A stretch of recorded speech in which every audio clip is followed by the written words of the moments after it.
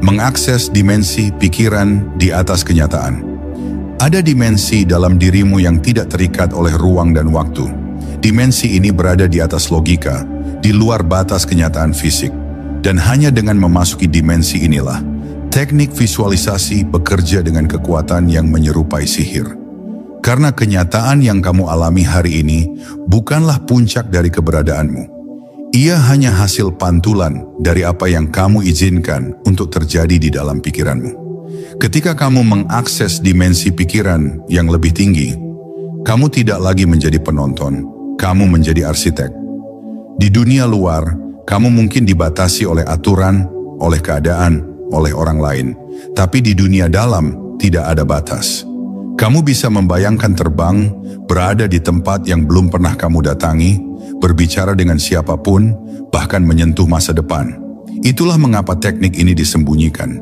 Karena saat seseorang benar-benar menyadari bahwa ia bisa hidup dari dalam keluar, maka tidak ada yang bisa menghentikannya lagi. Dunia fisik hanyalah hasil akhirnya, bukan tempat awalnya. Untuk memasuki dimensi pikiran di atas kenyataan, kamu harus memperlambat segalanya.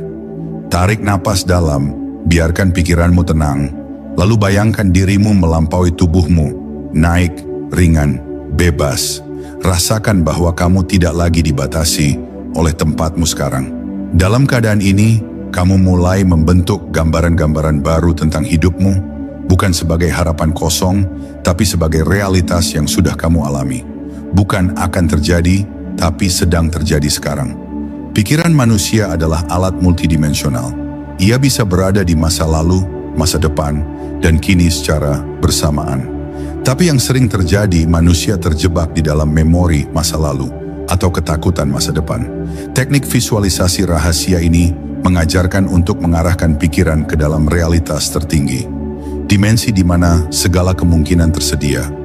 Dan disinilah kamu bisa memilih dengan sadar hidup seperti apa yang kamu inginkan. Dimulai dari energi, dari pikiran, dari rasa.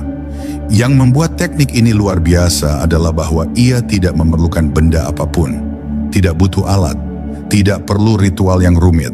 Hanya kamu, kesadaranmu, dan niatmu yang murni.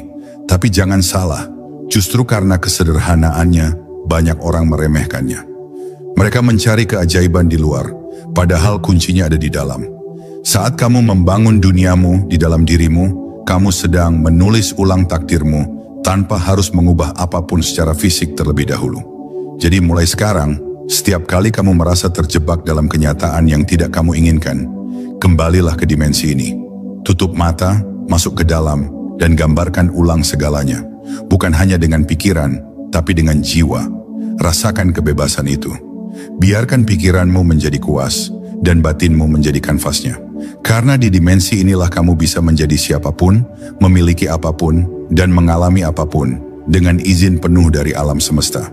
Dimensi ini selalu terbuka untukmu. Ia menunggu kamu kembali untuk menciptakan, untuk menyusun, dan untuk mengingat bahwa kamu bukan hanya bagian dari kenyataan, kamu adalah penciptanya.